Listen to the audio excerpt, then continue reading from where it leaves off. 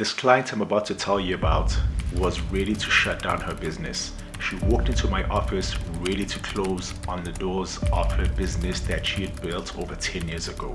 It was the stress from SARS, the SARS penalties, the constant cash flow panic. She said to me, "Sia, I don't see the point of this anymore."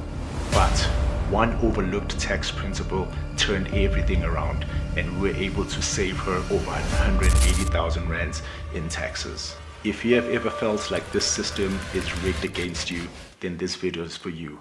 If you think tax planning is only for big corporates, think again.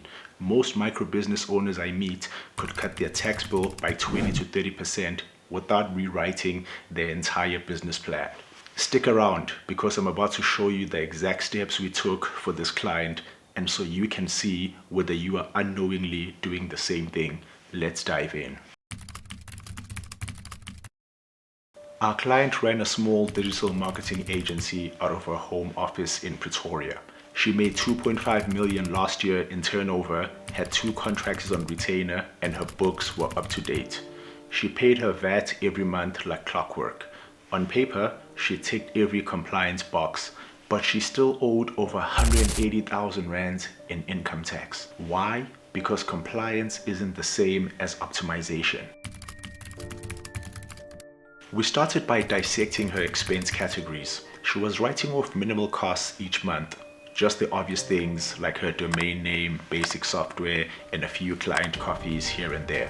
But the reality was she spent thousands on business travel, training, home utilities, and even data bundles on her phone. She wasn't claiming these expenses because she didn't know that home office expenses can also be used to reduce your overall tax bill. That mindset had 2 consequences. Number 1, she underdeclared her deductions, which meant that her taxable income stayed artificially high.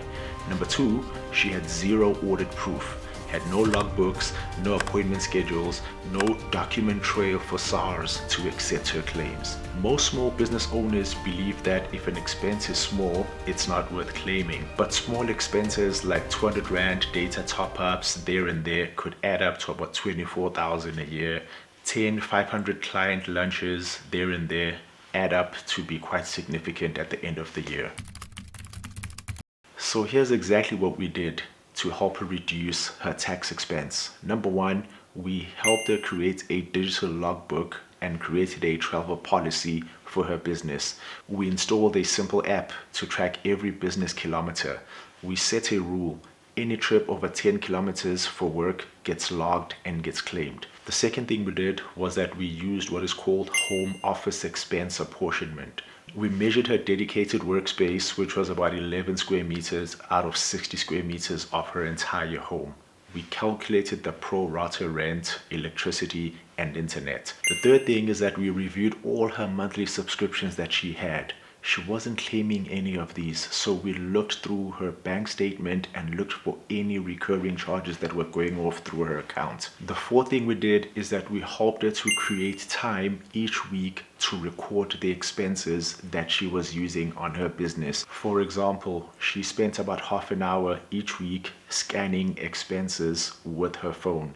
Those expenses, once scanned with her phone, would automatically filter through to our accounting system. With these 4 changes, she went from claiming 5,000 in deductions per month to over 25,000 in expenses in a month. That added up to over 250,000 rands in expenses that she was not claiming. And that jump in deductions, it didn't just cut her tax.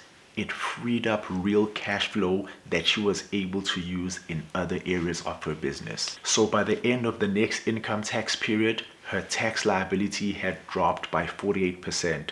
That was 180,000 back in her pocket.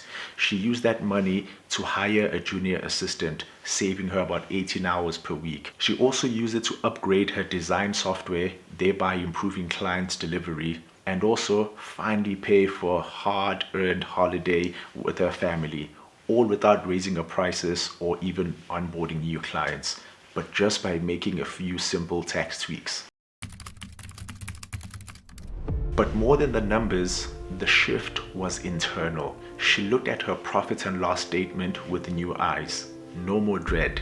She described it as liberating, knowing her tax position was controlled, not chaotic. She went from, should I keep going, to, I can't wait to scale this business. Here's what I want you to take away. It's not always about finding a hidden loophole.